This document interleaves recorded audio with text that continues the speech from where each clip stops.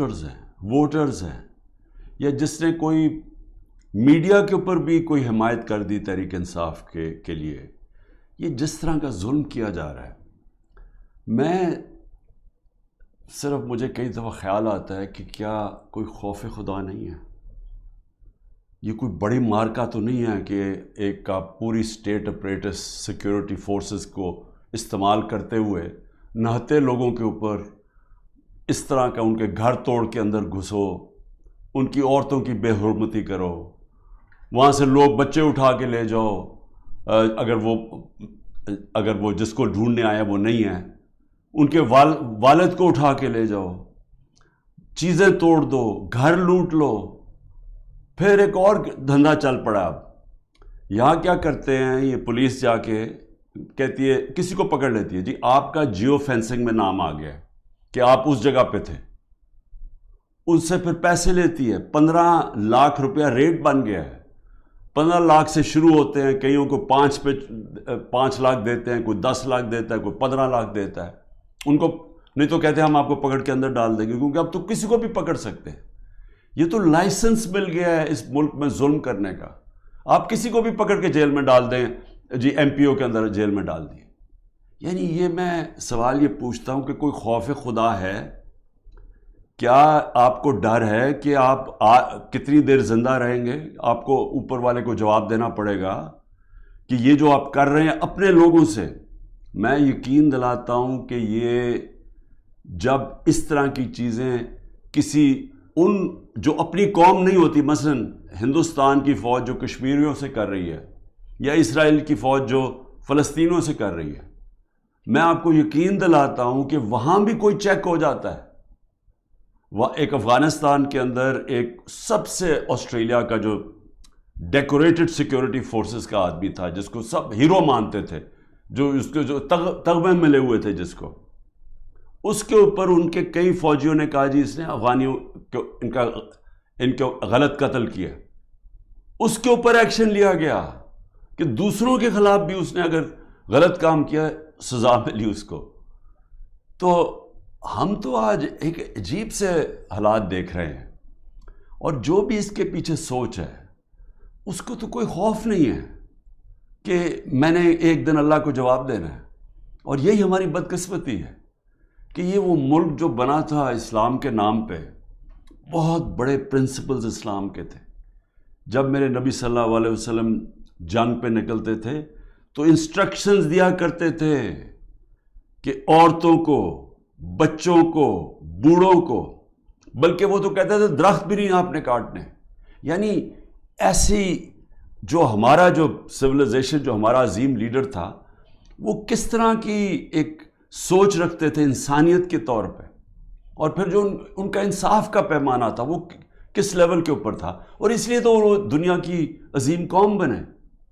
تو آج حالات دیکھیں، وہ ملک جو اسلام کے نام پہ بنا تھا، نہ یہاں کوئی انصاف رہ گیا ہے، نہ کوئی انسانیت رہ گئی ہے، نہ کوئی اسی کو فکر ہے کہ عدالتیں کیا کہہ رہی ہیں، نہ فکر ہے کہ یہ عورتیں ہیں، ان سے ہمارا تہذیب، ہمارے دین ہمیں کہتی ہے کہ ایک ان کی عزت کرو، ان کا دھیان رکھو، نہ ان کی فکر ہے۔ 15 سال کے بچوں کو اٹھا کے لے گئے ہیں، بوڑھوں سے جو کیا ہے، جو ہمارے کارکنوں، ہمارے لیڈرشپ، عثمان ڈار، اس کے گھر میں گھس کے اس کی والدہ سے جو کیا، جو اسلم اقبال، ان کی والدہ آکسیجن کیا ہے، اس سے جو کیا ہے، تو مجھے تو حیرت ہوتی ہے کہ کوئی اس میں کوئی آپ میں شرم نہیں ہے، کوئی خوف نہیں ہے اللہ کا۔ شہریار افریدی کا بھائی فوت ہو جاتا ہے،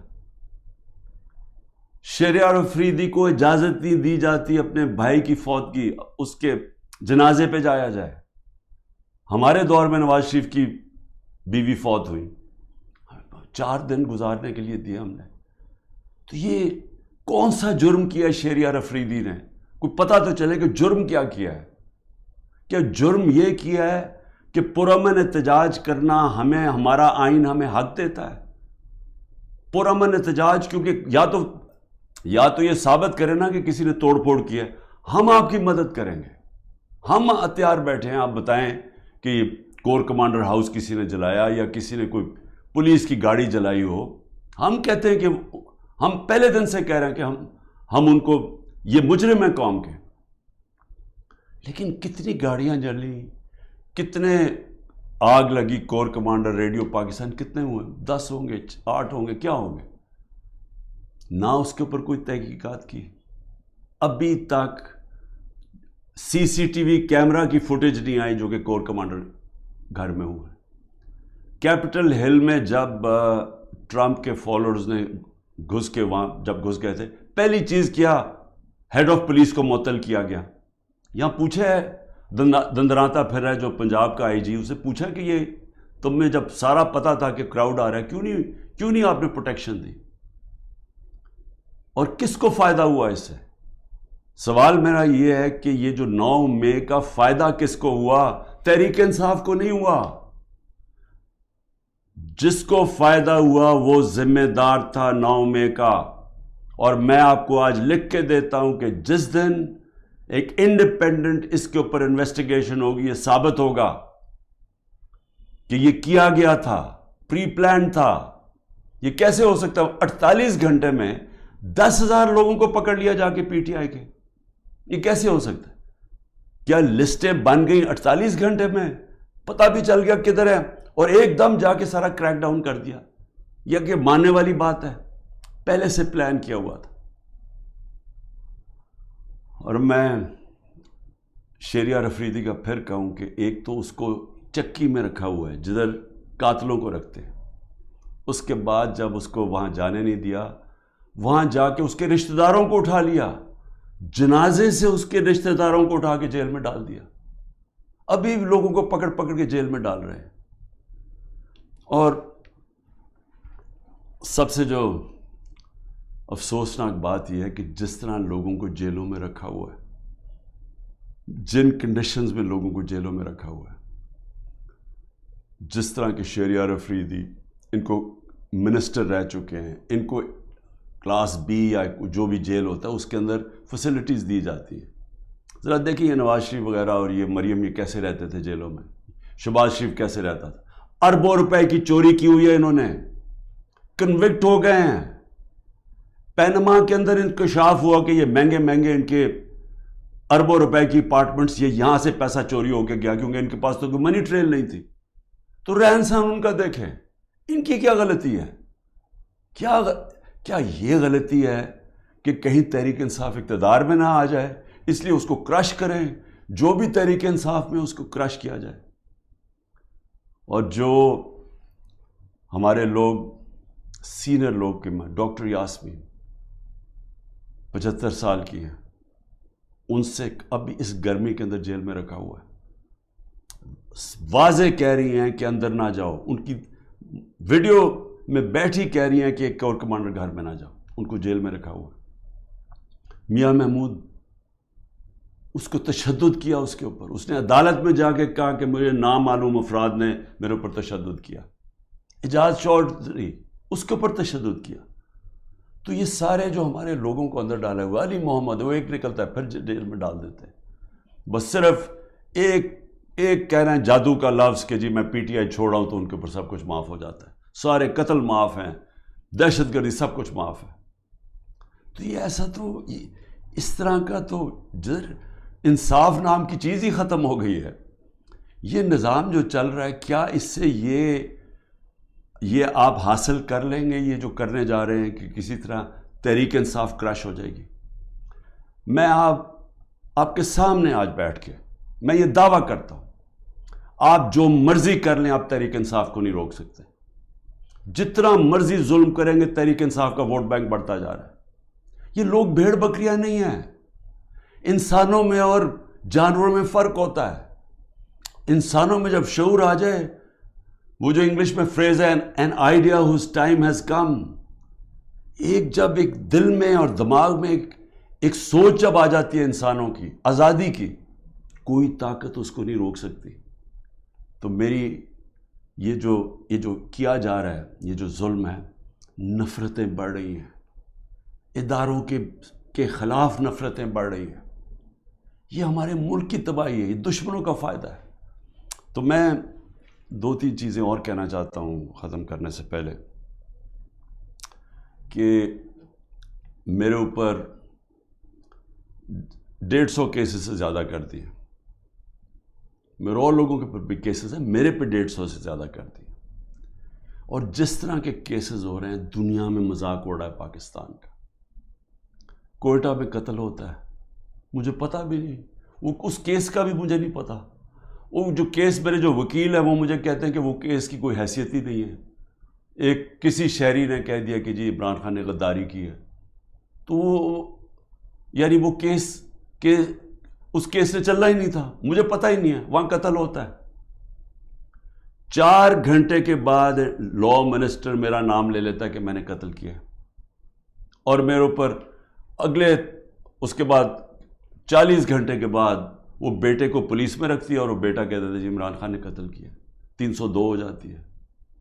اب یہ سوچیں کہ میرے اوپر جب قاتلانہ حملہ ہوتا ہے، میں تو کیس نہیں اپنا، میری تو FIR نہیں کٹتی، مجھے کئی جگہ ابھی JIT میں مجھے کہتے جی ثبوت دو، بھئی انہوں نے ثبوت دیے تھے کیا؟ یہ جو میرے اوپر 302 ہوا ہے اس کے اوپر ثبوت دیا تھا کوئٹہ میں کہ میں اس میں ملوث ہوں؟ جب ذل شاہ کا جب قتل ہوا تو میرے اوپر ڈال دیا 302 پھر سے، کیا ثبوت ڈھونڈے تھے کہ کیوں میرے اوپر 302 ڈالا؟ اور اس کے بعد جب پتہ چلا اس کے اوپر تشدد ہوا ہے ذل شاہ کے اوپر، جب 26 جگہ اس کے اوپر تشدد پوسٹ مارٹم میں نظر آیا، تو پھر چینج کر کے کہتے نہیں جی عمران خان کو انفارمیشن پتہ تھی، وہ کوئی اور کیس میرے اوپر اس کا ذل شاہ کا ڈال دیا۔ تو اس کا جو کیس ہے یہ جو کوئٹہ میں، اور مجھے افسوس ہے کہ ایک وکیل قتل ہوا، لیکن وہ کیس کے اندر وہ بیٹے نے پھر دوسری گواہی دے دی ہے کہ وہ اس نے کوئی نام بھی دے دیا کہ وہ لوگ جو ہیں جو وہ سمجھتا ہے سپلیمنٹری میں کہ انہوں نے قتل کیا ہوگا۔ اس کی بیوی کی وہ ویڈیو چل رہی ہے، اس نے کہا میرے دیور نے قتل کروایا ہے، سارے کوئٹہ کو پتا کہ خاندانی دشمنی تھی۔ اور پھر یہ ذرا یہ بھی سن لیں، کہا جی میری بہن نے 6 ارب روپے کی زمین خریدی ہے، اور وہ تحریک انصاف کے، جب میں پرائم منسٹر تھا اور بزدار چیف منسٹر تھا، ڈیٹ ڈالی نومبر کی، نومبر یا 20 تاریخ کی جی وہ زمین انہوں نے خریدی ہے۔ اور یہ جو چٹھا جس کو خاص لے کے آئے ہیں، یہ انکاؤنٹر اسپیشلسٹ تھا، شہباز شریف کے حکم کے اوپر یہ لوگوں کو قتل کرتا تھا، اس کی یہ ریپوٹیشن ہے۔ شہباز شریف ہر مجرم ٹائپ لوگوں کو اپنے ساتھ رکھتا ہے، کیونکہ جو مجرم ہیں وہ پھر جو یہ کہتا کرتے ہیں، کیونکہ ان کو پتہ ہے کہ اس کے بغیر ان کو کوئی پوزیشن نہیں ملی، تو اس کو لے کے آیا اینٹی کرپشن میں۔ اب وہ کیس کیا بناتا ہے کہ جب عمران خان وزیر اعظم تھا تو میری بہن نے 6 ارب روپے کی زمین خریدی، اور وہ کوئی زبردستی لوگوں سے خریدی، یا وہ کوئی گورنمنٹ کی زمین تھی۔ اب یہ سنیں، نقل میں بھی عقل چاہیے۔ وہ جو میری بہن نے چیکس دیے تھے، یعنی وہ چیک کیش پیمنٹ نہیں کی تھی، وہ بینک کے ذریعے چیک دیے تھے، بینک ڈرافٹ تھی، اور وہ سارا ریکارڈ بینکس میں اویلیبل ہے، ان کے پاس ثبوت ہے کہ انہوں نے کب دیا تھا۔ چیک کب دیے تھے؟ چیک دیے تھے مئی اور جون 2022 میں، جب میری حکومت نہیں تھی، حمزہ شریف کی حکومت تھی۔ انہوں نے پٹواریوں سے تو چینج کروا دیا، لیکن اب وہ بینک ریکارڈ کیسے چینج ہوگا؟ پٹواریوں سے تو کہا نومبر میں چینج کروا کے، کیونکہ یہ شریف خاندان نے تو ساری زندگی 2 نمبری کی ہے، ان سے ایمانداری سے کوئی چیز ہوئی نہیں آج تک۔ تو لیکن ہیں کیونکہ ڈفر ہیں، انہوں نے یہ نہیں ریلائز کیا کہ چلیں وہ تو آپ نے پٹواری سے چینج کروا دیا نومبر کا، لیکن جو چیک ہے، وہ جو بینک کے اندر جو جب چیک سے پیمنٹ ہوتی ہے، وہ تو آ گئی مئی اور جون 2022 کی۔ اس کے اوپر بھی کیس کروں گا میں۔ یہ جو کرپٹ آدمی یہ لے کے آئے ہیں، یہ جو انکاؤنٹر اسپیشلسٹ چٹھا، میری بہن بھی کرے گی، لیکن میں صرف پبلک کے سامنے کہنا چاہتا ہوں کہ کتنے نیچے گر چکے ہیں کہ کسی نہ کسی طرح عمران خان کو کسی کیس میں پکڑ کے جیل میں ڈال دیں۔